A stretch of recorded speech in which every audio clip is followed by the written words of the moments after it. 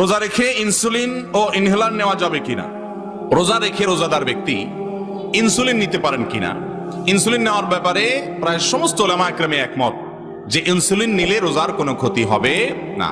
সাধারণত ডায়াবেটিসের রোগী খাবারের একটু আগে, খাদ্য গ্রহণের আগে তাকে ইনসুলিন নিতে হয়। অতএব ইফতারের যদি 10-15-20 মিনিট আগে বা যে কোনো সময় রোজা অবস্থায় তিনি যদি ইনসুলিন নিয়ে নেন, তাতে তার রোজার কোনো ক্ষতি হবে।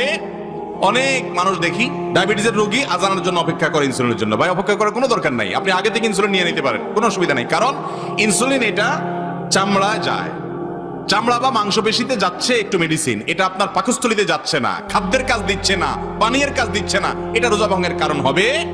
যেটা আপনার পেটে যাচ্ছে, আপনার পাকস্থলীতে যাচ্ছে, যেটা আপনার খাদ্য এবং পানীয়ের কাজ দিচ্ছে, সেটা রোজা ভঙ্গের কারণ হবে। যার কারণে ইনসুলিন এবং এই জাতীয় ইনজেকশন, এমনকি টিকা, অনেকের কোভিডের এই সেকেন্ড ডোজের, অনেকের বুস্টার ডোজের মেসেজ আসছে, রমজানেও হয়তো আসবে। সারা বিশ্বের সমস্ত